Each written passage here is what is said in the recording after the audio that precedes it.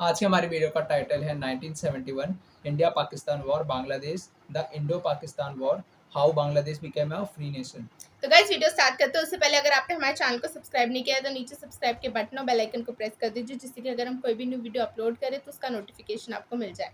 अगर वीडियो पसंद आए तो लाइक कीजिए, शेयर कीजिए, कमेंट कीजिए। So let's start.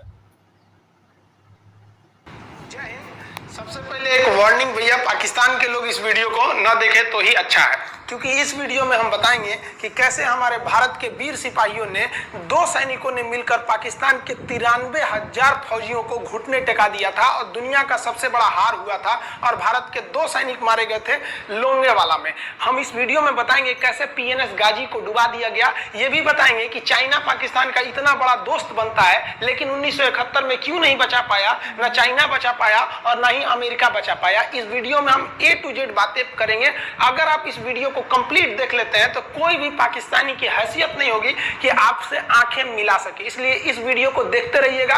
यदि आप राष्ट्रवादी, अगर आप भारतीय हैं तो ही इस वीडियो को देखें। पाकिस्तानी और बाहर के चाइनीज वगैरह लोग इस वीडियो को न देखें, ये उनके लिए एक तरह का वार्निंग है, क्योंकि इसमें हम भारतीय सेना के हर उस वीर गाथा को बताएंगे जो एक हर भारतीय सुनना चाहता है। A to Z उस बातों को बताएंगे।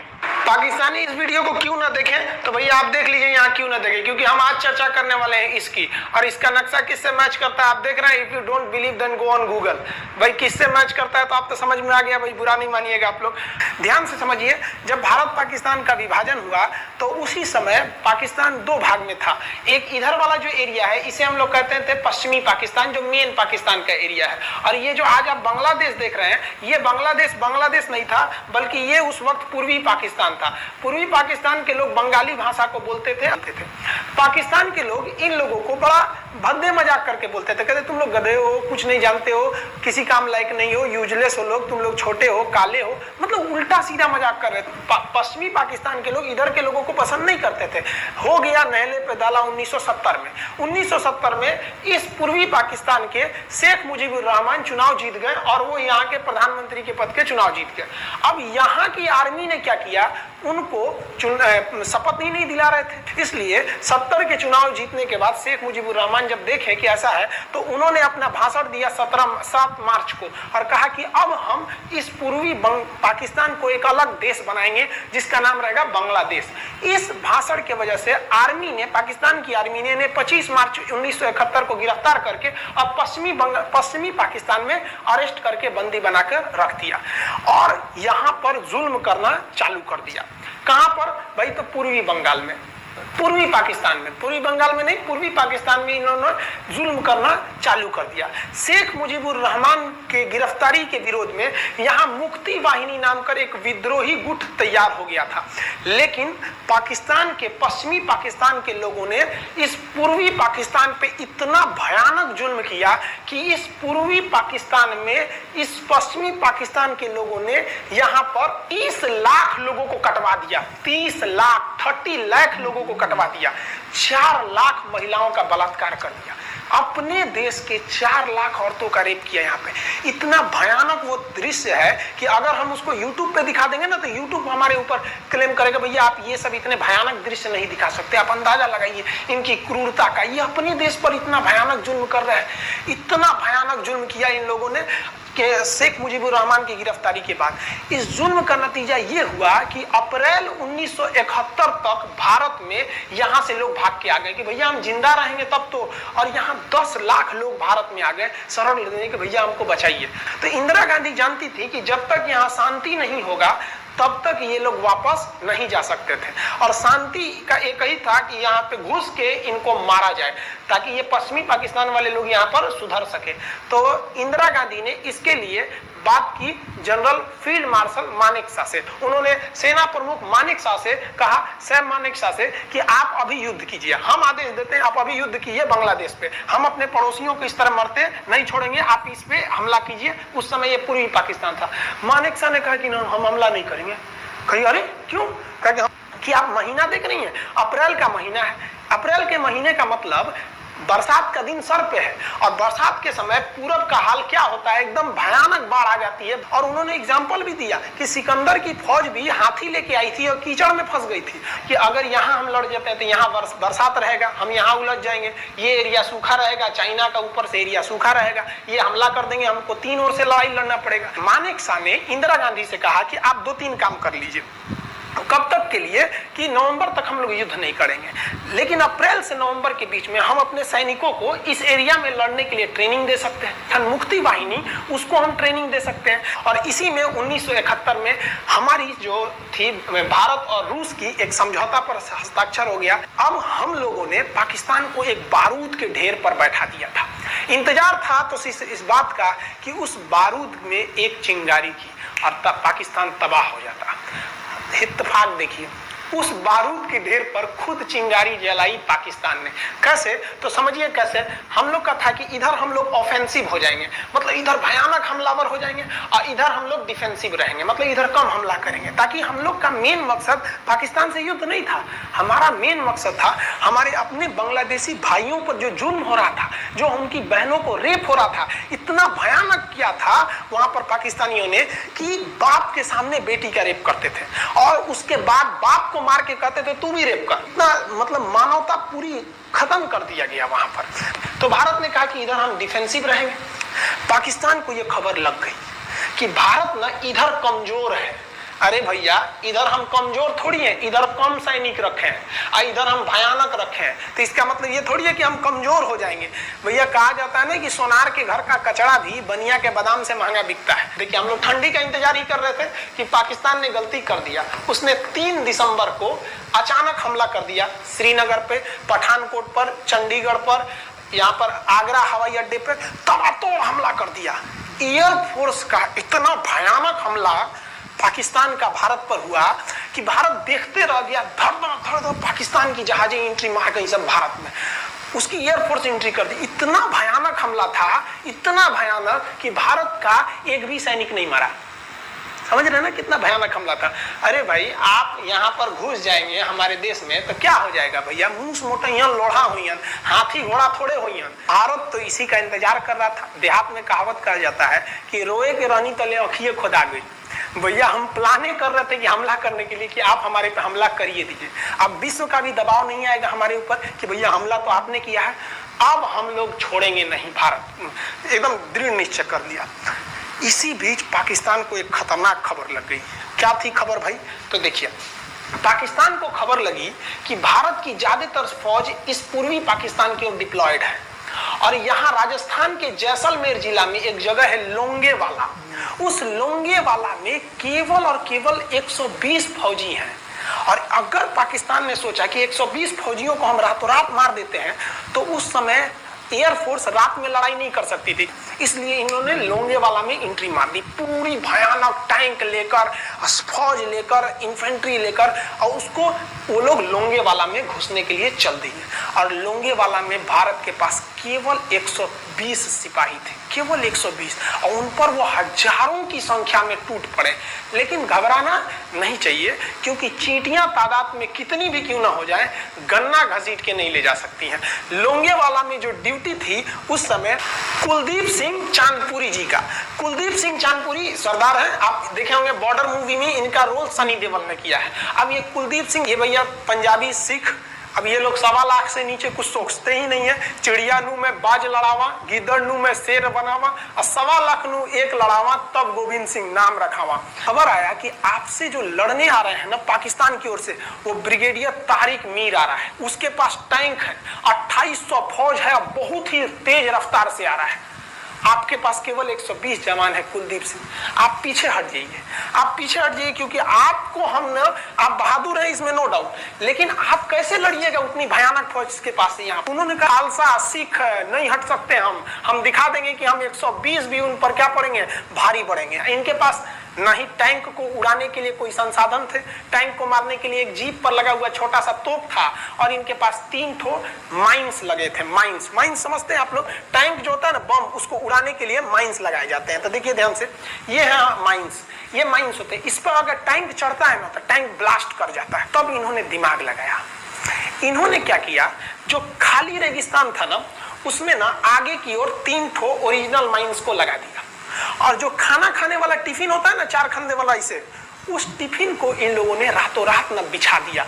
ऐसे लाइन से देखिए, लाइन से पाकिस्तान की टैंक आई तो शुरुआत में तो भैया ओरिजिनल माइंस था, धड़ाम से लगा, पाकिस्तान की टैंक उड़ गई।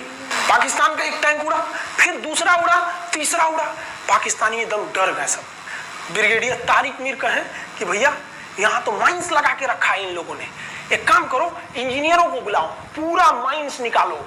अब ब्रिगेडियर जो हमारे मेजर कुलदीप सिंह थे ये जानते थे कि बाबू अगर हम तुमको रात भर रोक दिए ना तो सुबह हमारी एयरफोर्स आएगी, तुमको जिंदा नहीं छोड़ेगी। इसलिए इन्होंने पूरा टिफिन बिछाया था। इन पाकिस्तानियों ने 6 घंटे लगा दिए उनको निकालने में। इंजीनियर आते थे तो डर के मारे टिफिन निकालते थे, सॉरी बाप रे बाप, और टिफिन में तो ईंटा पत्थर भर देते थे और डर के ले जाते थे, भागो भागो भागो, माइंस है माइंस है। इसको लगाते लगाते इन लोगों ने पूरी रात बिता दी।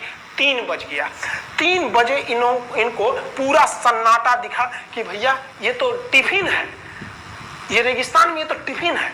अब उन्होंने कहा कि आदेश दिया कि हमला करो, तो कुलदीप सिंह जो थे चांदपुरी, उन्होंने बालू के बीच में ऐसे गड्ढे बना रखे थे और अपने फौजियों को ना 2 किलोमीटर एरिया में बिछा दिया था, एक उधर एक इधर एक इधर, तो चारों ओर से फायरिंग होती थी। पाकिस्तानियों को लगी ना कि भैया हमको गलत इंफॉर्मेशन मिल गया है, 120 गो मिल के ऐसे थोड़े मारेगा सब, सोच रहा उधर से गोली इधर से गोली, धड़ाधड़ बम गोला दारू सब चल रहा है यहाँ पर, इतना भयानक कहीं कोई 120 आदमी मिल के ऐसे मारता है? नहीं भाई, इतना भयानक सुनसान एरिया में कहां से कौन मार रहा है, एकदम तबाही मचा दिया। कुलदीप सिंह चांदपुरी ने क्या तबाही मचाया था आप देखना चाहते हैं तो देखिए उन लोगों ने क्या तबाही मचाया था। ये है पाकिस्तान का टैंक, ये धज्जी उड़ गया था टैंक का, थूथूर तूड़ दिया इसका यहाँ पे। ये देखिए टैंक का, पाकिस्तानी देख रहे हैं कि भैया सब चक्का उक्का फेंका गया। बताइए ये चांदपुरी साहब कैसा करना चाहिए? ये कोई वीडियो गेम खेल रहे हैं, मार के धज्जी उड़ा दिया। अरे पाकिस्तान बच्चा है, अपने बच्चा है, बिगड़ गया, आराम से मारिए। ऐसे एकदम धज्जी उड़ा दिए हैं बेचारा सबको। पाकिस्तान के टैंक को धज्जी उड़ा के उस पे भारतीय सैनिक खड़ा होकर फोटो खिंचवा रहा था। फोटो खींचे, फोटो खींच, उस समय सेल्फी नहीं था ना, तो आगे से फोटो खींचना, फोटो खींच, यहाँ पे आने वाली पीढ़ियों को ये प्रेरणा देगी। बताइए इतना सुंदर गाड़ी लेके आया था पाकिस्तान मारने के लिए, हाँ बेचारा ऐसे मारा जाता है? हाँ अरे ब्रिगेड मेजर साहब आप भी, बच्चा है, बच्चा को थोड़ा आराम से मारिए। देखिए इसका थोबड़ा बिगाड़ दिया गाड़ी का, ओहो ऐसे नहीं मारना चाहिए, लेकिन क्या कीजिएगा, बच्चा बिगड़ जाता है तो धोना ही पड़ता है। ये हाल कर दिया रात भर में, सोचिए रात में इतना बुरा मारा, दिन में दिखता तो पूछ डाल रहा पूरा, एकदम भयानक तबाही मचा दिया मेजर कुलदीप सिंह चांदपुरी ने। इनका आगे कौन खड़े थे? ब्रिगेडियर पाकिस्तान के ब्रिगेडियर साहब। ब्रिगेडियर साहब को कहने लगे भैया ये तो बहुत बुरा मार रहा है सब।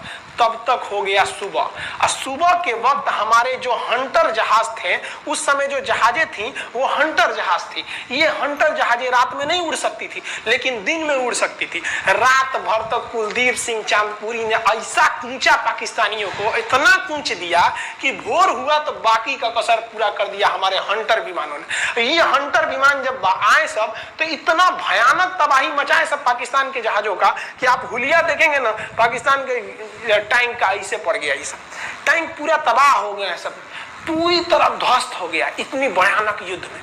3 तारीख को पाकिस्तान ने हमले की शुरुआत की और ये 4 तारीख का शकल देखिए पाकिस्तान का, इतना भयानक धज्जी उड़ा दिया पाकिस्तान का जिसका कोई हद नहीं।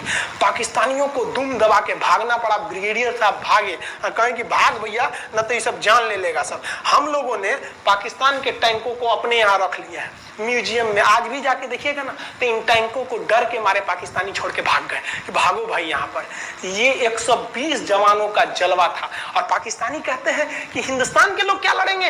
अरे भैया हम चीन पे वीडियो बनाए थे, आप पे नहीं बनाए थे, जो आप लोग हम लोग को बोल रहे थे कि पाकिस्तान हिंदुस्तानियों की औकात नहीं। देखिए अभी हम आपको औकात दिखाते हैं आपकी। ये आपका टैंक है, आके ले जाइए, हिम्मत है तो लेके जाके दिखाइए यहाँ पर। हाल तो ये हो गया था ना कि हम लोगों ने जो पाकिस्तानियों की जान ली थी ना, डर के मारे वो लाश उठाने नहीं आए थे, लाश को गिद्ध खा गए थे सब। हम लोग बोल रहे थे कि भैया हम गोली नहीं चलाएंगे, लाश लेके चल जाओ। हम नहीं जाएंगे, तुम लोग रेगिस्तान को कब्रिस्तान बना दिए हो। रेगिस्तान को कब्रिस्तान हम लोग हमला करने आए थे, शुरुआत तो तुमने किया था यहाँ पे। तो ये गीत दिखाए थे, सब सफाई उफाई का काम ये किए थे सर। अब पाकिस्तान हम लोग को धमकी देता है, आज भी वो नहीं सुधरे हैं। आज भी हमने जो चाइना पे वीडियो बनाया था उस पर वो हमको धमकी देता है कि भारत की आर्मी कुछ नहीं कर सकती। अरे भैया आप सोचिएगा भी मत, अभी के समय में तो मत सोचिएगा। जानते हैं क्यों? देख लीजिए इधर अभी कौन बैठा है भारत में, समझ में आ रहा है? आप लोग तो पहले पाकिस्तान वाले लोग इस बात पर रिसर्च कीजिए कि इनमें ज्यादा खतरनाक कौन है आपके लिए। हमको तो यही ज्यादा खतरनाक लगते हैं भाई, समझ में आया आप लोग को? तो अभी देखिए ध्यान से, यहाँ पर पाकिस्तान ने जो हार हुई थी लोंगेवाला में, ये हार में पाकिस्तान की तो कमर टूटी और पाकिस्तान का पूरा मनोबल टूट गया कि ससुरा 120 गो मिल के ऐसे कैसे धो दिया सब। बताइए इतना भयानक धोया जाता है। तो ये शुरुआत तो इन्होंने किया 3 तारीख को, 4 तारीख को हमने धो दिया। अब बचा नेवी कहे कि भैया आर्मी को मौका दिए, एयरफोर्स को मौका दिए, रात में आर्मी धोई, सुबह में एयरफोर्स धोई, हम नहीं धोएंगे क्या? हम भी धोएंगे। नेवी कब पहुंची? 5 दिसंबर 1971 को कराची पहुंच गई और कराची में जब पहुंची ना तो कराची को तबाह कर दिया। इतना भयानक बम्बार्डमेंट किया कराची पर कि कई दिन तक कराची बंदरगाह पर आग लगा था और कराची बंदरगाह को तो उन्होंने ऐसा धज्जी उड़ाया जिसे लग रहा था सिंधु सभ्यता बना दिया उनको। तो पाकिस्तान की, पश्चिमी पाकिस्तान का कमर टूट गया। पाकिस्तान वालों ने कहा कि ससुरा सब बोल रहा था कि हम इधर डिफेंसिव है, यानी ज्यादा हमला नहीं करेंगे, ज्यादा हमला इधर करेंगे। ससुरा इधर कैसे मार रहा होगा सब, अभी इधर भी बताते हैं कैसे मारा सब। ये कराची पहुंच गया, आप देखेंगे क्या हाल किया था सब कराची पे। कराची में जब मारा गया था ना इन पाकिस्तानियों को, तो ये पाकिस्तानी भाग गए थे सब ग्वादर में। ये ग्वादर भाग गए, अभी इनसे ग्वादर भी जाने वाला है, पूरा राज्य चला जाएगा इनसे, बलूचिस्तान। छुप के गए थे लोग ग्वादर बंदरगाह पे। अगर हम झूठ बोल रहे हो तो आप खुद पता कीजिएगा अपने यहाँ के इतिहास में भाई, हिंदुस्तान। ये ग्वादर बंदरगाह पे छुप गए थे सब। आप देखिए कराची का क्या हाल हुआ था उस समय, हमारे एयर नेवी ने क्या हाल किया था। पाकिस्तान का जितना जहाज बस मिल जाए कि भैया ये जहाज किसका है, तो भैया जब पता चले कि भैया ये जहाज पाकिस्तान का, ये हाल हो जा रहा था जहाज का। यहाँ देख लीजिए इनका पूरा ध्वस्त का। भैया ऐसे मारा जाता है? हाँ, अरे भाई बच्चा को बच्चा की तरह मारना चाहिए। इंडिया की नेवी ने भी हद कर दिया, बताइए इस तरह मारा जाता है। हाँ, यहाँ देख लीजिए पूरा का पूरा धज्जी उड़ा दिया इन लोगों को। अरे भाई बच्चा है, बिगड़ गया है तो थोड़ा सा आराम से न मारिएगा, कि देख रहे हैं इस तरह से मारा पूरा पाकिस्तान के। कराची बंदरगाह उड़ गया। तो पाकिस्तान का तो इधर से तो पूरा का पूरा धज्जी उड़ा दिया। अभी शुरुआत हुई युद्ध के केवल 2 दिन हुए हैं, आप दिल थाम के रखिए, अभी युद्ध लंबा चलने वाला है। 3 दिसंबर को स्टार्ट किए, 4 दिसंबर को हम लोग लोंगेवाला धो दिए, अब 5 दिसंबर को कराची। अब पाकिस्तान ने ना भारतीयों को तबाह करने के लिए, भारत का सबसे खतरनाक जहाज था आईएनएस विक्रांत। आईएनएस विक्रांत को बर्बाद करने के लिए ना इसने यहां से भेज दिया आईएनएस पीएनएस गाजी को। गाजी एक पनडुब्बी थी, उसको आदेश दिया गया कि जाके मार के आओ। किसको? विक्रांत को। क्योंकि अगर विक्रांत जहाज डूब जाता तो वाकई उस समय हमको युद्ध जीतने में बहुत दिक्कत आ रही थी। तो ये गाजी कैसे डूबा, इसको हम लोग एगो खराब जहाज से मार दिया। तो अब इधर समझते हैं कि जब उधर इतना भयानक धोए तो इधर कितना बुरा धोए होंगे, इसको बारे में हम लोग समझते हैं। भारतीय सेना अब पूरब की ओर क्या क्या काम की, इसको ध्यान से समझिए। ये मुक्ति वाहिनी जो थी बांग्लादेश की, वो अंदर ही पाकिस्तानी फौजियों को मार रही थी गली कुची में दौड़ा दौड़ा के, क्योंकि इन पाकिस्तानी फौजियों ने वहां पर रेप किया, मर्डर किया और इनका साथ दे रही थी इधर से हमारी इंडियन आर्मी और ऊपर से हमारा एयरफोर्स। ये तबाह कर दिए थे, इनको भागने के लिए भी जगह नहीं था। और इसी में इनका सबसे बड़ा सरदर्द बन गया था इंडियन नेवी, क्योंकि इनको जो मदद थी, देखिए ये पूर्वी पाकिस्तान है, इनको मदद जब भी मिलेगी तो इधर से ही मिलेगा। अब बताइए यहाँ से तो कोई जाएगा नहीं, बेवकूफ भी नहीं होगा जो इधर से मदद करने जाएगा। रास्ते में ही एयरफोर्स मार के गिरा देती थी, ट्रक वगैरह जाएगा नहीं, तो नेवी से ये इन लोग मदद देते थे। भैया यहाँ पे जो इनके फौजी लड़ रहे थे उनको खाना पीना भी खत्म हो गया था। अब इनको बर्बाद कर दिया भारत का आईएनएस विक्रांत। आईएनएस विक्रांत उस समय का बहुत बड़ा जहाज था इस साउथ एशिया के देशों का, और यहाँ से उस इतना बड़ा जहाज था कि उसके ऊपर से लड़ाकू जहाजें उड़ती थी। वो एयरफोर्स यहाँ से भी बम मारता था, मिसाइलें मारता था, ऊपर से लड़ाकू जहाजें और हेलीकॉप्टर छोड़ देता था, जो ताकि मुक्ति वाहिनी को कोई दिक्कत ना है। मुक्ति वाहिनी मारती थी और आर्मी पूरी तरह से उसने यहाँ से हमारा विक्रांत ने चटगांव बंदरगाह को तबाह कर दिया। अब बांग्लादेश का देखिएगा वर्तमान में, उस समय तो पूर्वी पाकिस्तान था, ये चटगांव उस समय पाकिस्तानी आर्मी नेवी का एक बहुत बड़ा केंद्र था। इधर हम लोग ने उड़ा दिया कराची, इधर उड़ा दिया हम लोगों ने चटगांव। अब मुक्ति वाहिनी को कोई खास दिक्कत नहीं आ रहा था। अब पाकिस्तान ने कहा कि हर हाल में इस विक्रांत को बर्बाद करो। देखिए ये विक्रांत है, विक्रांत जहाज जो था इसपे से इसके ऊपर देखिए आपको लड़ाकू जहाजें दिखेगी। पीएनएस गाजी को क्या आदेश दिया गया था भाई कि तुमको जाना है और इस विक्रांत को बंगाल की खाड़ी में जाने के बाद इसी में डुबा देना है। अब पाकिस्तान वालों का इतना दिन तो अच्छा था नहीं, भारतीय खुफिया एजेंसी को पता चल गया कि पाकिस्तान की पनडुब्बी वो समुद्र के अंदर अंदर चलती है, उसको साइलेंट किलर कहा जाता है। पाकिस्तान की पनडुब्बी चल दी है पश्चिमी पाकिस्तान से बंगाल की खाड़ी की ओर, ये अरब सागर से बंगाल की खाड़ी की ओर चल दिया। अब विक्रांत को बचाना हर हाल में जरूरी था, इसलिए हम लोग विक्रांत को छुपा दिए, मतलब थोड़ा सेफ्टी दे के रखने लगे। और इस पीएनएस गाजी जो था, पीएनएस गाजी को देखेंगे, पीएनएस का मतलब था पाकिस्तानी नेवल शिप, पीएनएस गाजी, ये मारने आ गया किसको? विक्रांत को। इस पीएनएस गाजी को अगर कोई मार के डुबा सकता था तो वो था आईएनएस राजपूत। लेकिन ये जो आईएनएस राजपूत आप इमेज में देख रहे हैं, ये उस समय समस्या क्या था इस आईएनएस राजपूत के साथ, क्योंकि इसके इंजन में कुछ खराबी आ गई थी और ये बिगड़ गया था। और बिगड़ के इसको विशाखापट्टनम पे बनाया जा रहा था, रिपेयर किया जा रहा था, इंजन ही गड़बड़ हो गया था। तो भारतीयों का यहीं पे दिमाग काम आया। भारतीयों ने सोचा क्यों ना हम पीएनएस गाजी को खुद बुला के लाएं, कहां पर? विशाखापट्टनम पे। तो लोगों ने कहा कि भैया ये आएगा विशाखापट्टनम में, क्या आईएनएस राजपूत हमको मार दो? तो कहा कि नहीं, देखिए कैसे आएगा। भारतीयों को पता था कि हिंदुस्तान में पाकिस्तानियों के कुछ ना कुछ जासूस होंगे और वो पाकिस्तान को पल पल की खबर दे रहे होंगे। भारतीयों ने क्या किया, आईएनएस विक्रांत के जितने भी अधिकारी थे उनसे कहा कि आप लोग अपने अपने घर फोन कीजिए कि हम विशाखापट्टनम आ रहे हैं, तुम लोग हमको छुट्टी मिला है, विशाखापट्टनम में 10 दिन रुकेंगे, हमारे लिए तुम लोग खाना पीना अच्छा से बनाओ। लड़कों से उन लोगों को खबर खिला दिया। विशाखापट्टनम में जितने मछुआरे थे उनको कहा गया कि आप लोग हट जाइए, बहुत बड़ा जहाज आने वाला है, बहुत बड़ा जहाज विक्रांत आ रहा है, यहाँ पे आप लोग खाली कर दीजिए, आईएनएस विक्रांत आ रहा है। यहाँ पर क्या किया गया, ऑर्डर दिया गया, बहुत सारे फल सब्जी अंडा ब्रेड, कि भैया ये इतने बड़े जहाज के लिए जा रहा है, 6 महीने का खाना चाहिए।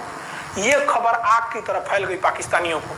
अब पाकिस्तान में खबर लग गई कि भैया आईएनएस विक्रांत यहाँ नहीं है, आईएनएस विक्रांत विशाखापट्टनम पे है। अरे बकलो आप, विशाखापट्टनम पर पीएनएस गाजी की मौत यमराज इंतजार कर रहा था आईएनएस राजपूत। ये गधा जो था पीएनएस गाजी, ये मुड़ गया किधर की ओर? विशाखापट्टनम की ओर। और विशाखापट्टनम पर चुपचाप शांति से खड़ा हुआ जहाज आईएनएस राजपूत इंतजार कर रहा था। तो पानी के अंदर अंदर आओ, ये भी बाहर निकला हुआ है, पानी के अंदर रहती है।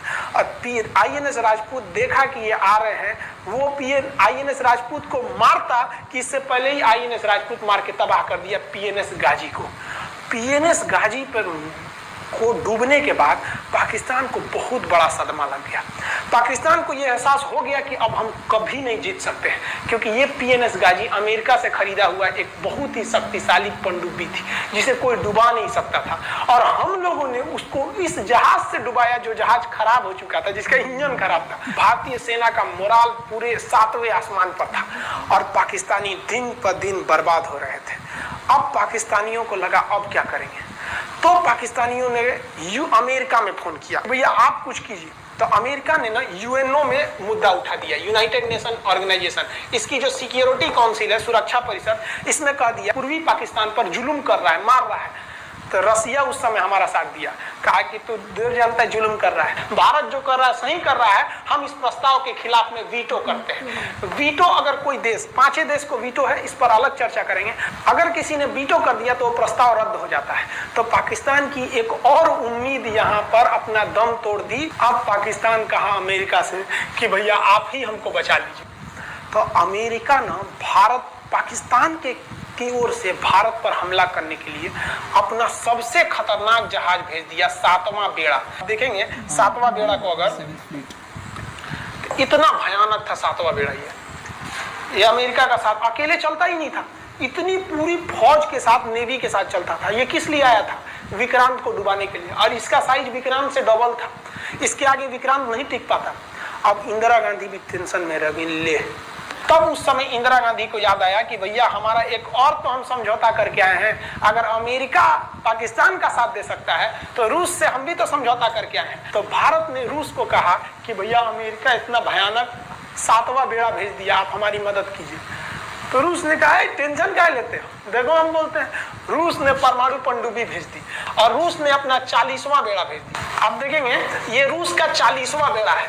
ये अपने भारी भरकम जहाजों के पूरे ग्रुप के साथ चल दिया, कहा कि चल भैया देखते हैं तुमको कौन मारेगा भारत को। और अमेरिका को सीधा कह दिया कि भैया विक्रांत पर अगर आपने हमला किया तो ये हमला हम रूस पर हमला मान लेंगे। यहाँ पर खड़ा था भारत का विक्रांत और उसकी सपोर्ट में खड़ा था रूस का 40वां बेड़ा। और रूस ने यमन से अपनी एयरफोर्स को भी कह दिया था कि भैया तुम भारत की देखभाल करना। तो भारत की सुरक्षा के लिए इतने लोग, और अमेरिका अपना 7वां बेड़ा लेके यहाँ मुंह देख रहा था, और ब्रिटेन ने भी अपने ईगल नाम के बेड़ा को भी भेज दिया था। तो ये 2 लोग हमारे खिलाफ आ गए थे लड़ने के लिए। कितना, अब बताइए, हम लोग बांग्लादेश की भलाई सोच रहे थे और अमेरिका का 7वां बेड़ा और रूस का ब्रिटेन का ईगल हम लोग के खिलाफ था, और हमारा अपना विक्रांत और रूस की एयरफोर्स और उसकी 40वां बेड़ा हमारे साथ थी। ये पूरी तरह से बाउंड्री बना दिया था 40वां बेड़ा। 40वां बेड़ा का कहना था कि भैया हमारे जहाज पर ऑटोमेटिक मिसाइल लगी है, तुम अगर इधर आओगे तो हम मार देंगे तुमको ऐसे ही। रूस ने अपनी सारी पनडुब्बियों को ऊपर उठा दिया समुद्र के ऊपर, ताकि सैटेलाइट से और दूसरी निगरानी से देखा जा सके, और यही हुआ भी। वो लोग रूस के इतने खतरनाक जहाजों के ग्रुप को देखकर घबरा गए, इतना घबरा गए कि ब्रिटेन ने कहा था we are too late. Britain का ईगल बेड़ा अमेरिका के 7वां बेड़ा से कह रहा है कि रे उधर मत जो, बहुत देर हो गया है, वो पहले पहुंच गया है रूस, अब मारेगा वहीं तबाह हो जाओगे यहाँ पे। तो 7वां बेड़ा ने धमकी दिया कि हमारे जहाज में परमाणु बम लदे हुए हैं। तो 40वां बेड़ा ने रिप्लाई किया था कि हम भी जब चले थे ना तो परमाणु बम लादे के चले थे, और गिनती जब कर रहे थे तो हम भी गिनती किए थे 250 हमारे पास भी परमाणु बम था, लेकिन इतना ज्यादा था कि सोचे कि कौन गिनेगा, बाद में गिनेंगे, आ जाओ देखते हैं किसके पास कितना है।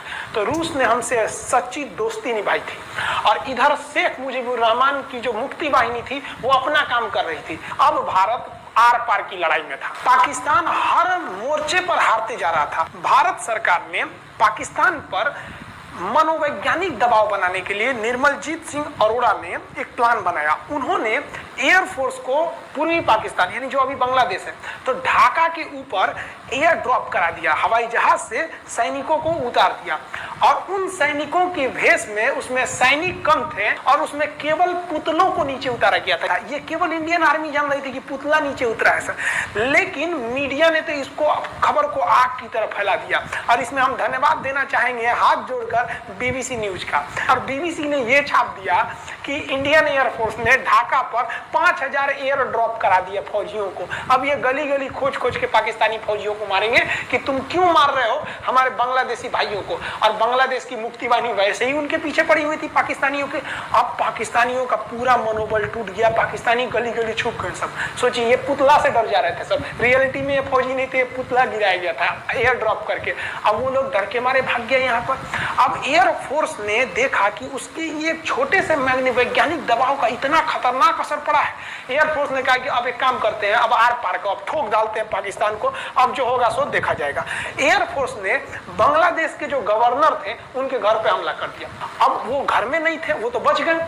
बचने के बाद डर क्या होता है, देखिए डर किसको कहा जाता है। जो उनके गवर्नर हाउस थे एएच मलिक, इन्होंने त्याग पत्र दे दिया, भैया जिंदगी रहेगी तो बहुत नौकरी करेंगे, डर के मारे त्याग पत्र दे दिया। सोचिए गवर्नर, क्योंकि पाकिस्तान का एक राज्य ही तो था पूर्वी पाकिस्तान, जैसे हमारा एक राज्य है उत्तर प्रदेश, बिहार, महाराष्ट्र, वहां पे भी गवर्नर होते हैं ना, संवैधानिक हिसाब से गवर्नर मालिक होता है उस जगह का।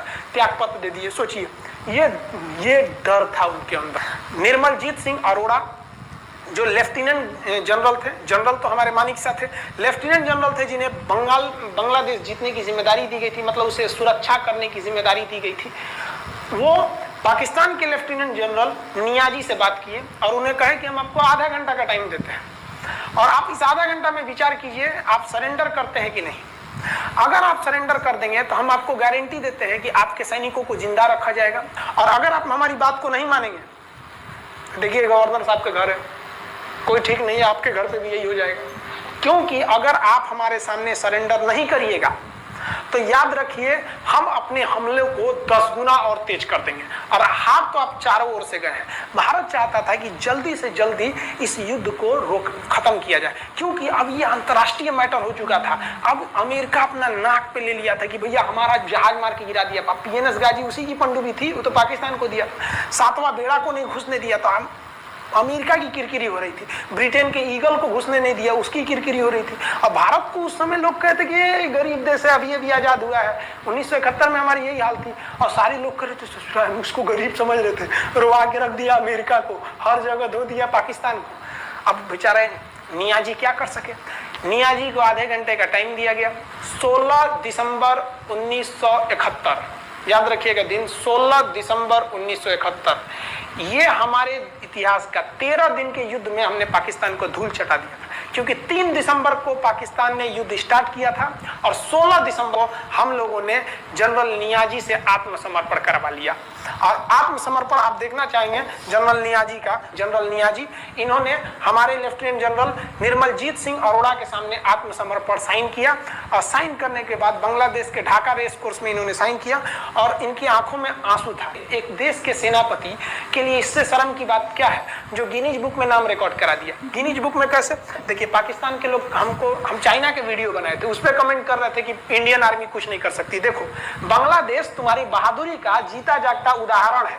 तुम्हारे यहाँ का 93,000 फौज, सोचिए 93,000 सैनिक पूरी दुनिया में आज तक आत्मसमर्पण नहीं किया। ये 93,000 लोगों ने आत्मसमर्पण कर दिया। देख लीजिए, ये अपना बंदूक उतार फेंक दिए, अपने स्टार नोच के उतार दिया कि भैया हम लीजिए आत्मसमर्पण कर रहे हैं, बेल्ट उतार के दे दिया, अब चलिए जहां ले जा रहे हैं, जितना लाठी मारना है हमारी, आत्मसमर्पण। ये वही पाकिस्तान है, याद रखिए। आप याद कीजिए, हमारे 120 सैनिकों ने आपको धूल चटा दिया था लोंगेवाला में। केवल 2 सैनिक मरे थे लोंगेवाला में और पूरी की पूरी आपको भगा दिया था 4 दिसंबर को ही। और आप याद कीजिए, बहुत बहादुर बनते हैं ना। 93,000 फौज आपकी हार के गई है यहाँ से। इतना बड़ा हार दुनिया में आज तक कहीं का नहीं हुआ है। 93,000 सैनिक सरेंडर करके गए हैं भारत के सामने से। क्या बात कीजिएगा आप हमारे सामने। तो ये है, गिनीज बुक में नाम है। ये तो है भैया पाकिस्तान की आर्मी, एक तरह से गिनीज बुक में नाम है ना जी। भले हारने से नाम है तो क्या हुआ, पाकिस्तान के लिए इससे खुशी की बात क्या हो सकती है कि भैया गिनीज बुक के नाम है। अब इन लोगों को जेल में बंद कर दिया गया। बाद में हम लोगों ने इन्हें छोड़ भी दिया था। और इस सरेंडर के बाद बांग्लादेश की जो मुक्ति वाहिनी थी, उसके चेहरे पर यह मुस्कान थी कि बांग्लादेश अब स्वतंत्र हो गया। ढाका, इंदिरा गांधी का स्टेटमेंट था, ढाका स्वतंत्र राजधानी है स्वतंत्र बांग्लादेश की।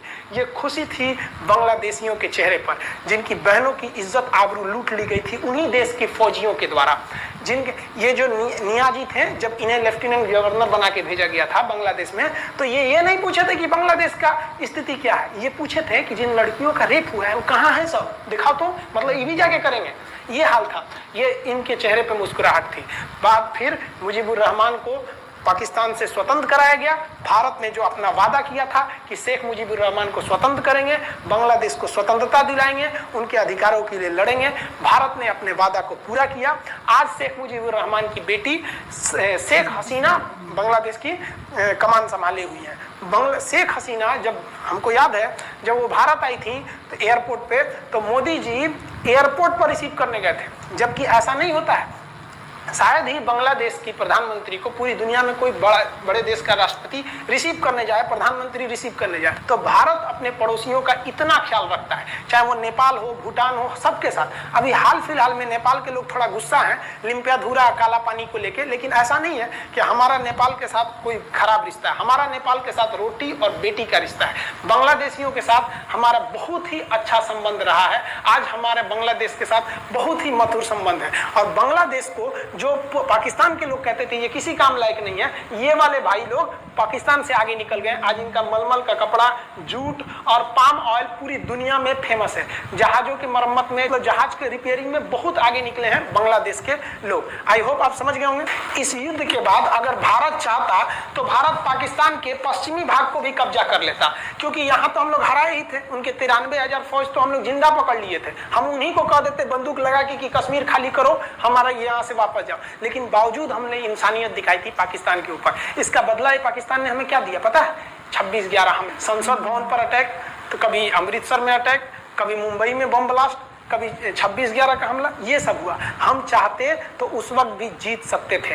ये पाकिस्तान वाले आप जो कहते हैं कि हम बहुत बहादुर हैं, भारतीय सेना हमारा क्या कर सकती है, तो भारतीय सेना की रहमो करम पर आप लोग जिंदा थे, वरना 1972 में ये जो सेना थी ना, 71 में, आप लोग को कहीं का नहीं छोड़ती। आप हिंदुस्तान के व्यूवर्स आप लोगों से भी कहते हैं कि एक लाइक तो बनता है इस सैनिकों के लिए, हमारे लिए नहीं, हमारे इस चैनल के लिए। कभी नहीं कहेंगे कि खान जी रिसर्च सेंटर चैनल को आप सब्सक्राइब करिए, लाइक करिए, हम ये कभी नहीं कहते हैं, लेकिन हम ये जरूर कहते हैं कि आज एक लाइक बनता है हमारे इन वीर सिपाहियों के लिए जो आज भी सेना के लिए डटे हुए हैं। और ये पाकिस्तान इस पर कमेंट करते हैं। हम आप भारतीयों से कहते हैं, आप हिंदुस्तानी हैं तो इस वीडियो को जितना से ज्यादा शेयर करना है आप शेयर कीजिए, ताकि आपके बच्चों तक को ये पता चल सके कि हमारे सैनिक कितने बहादुरी हैं, कितने बहादुरी से लड़े थे हमारे सैनिक, कितने बहादुर हैं। और इस वीडियो को आप इतना शेयर कीजिए कि पाकिस्तान तक पहुंचे और वहां का बच्चा इस वीडियो को देखे, ताकि उनके अंदर भारतीय सेना का जो डर है वो बैठे। ये डर जरूरी है उनके अंदर,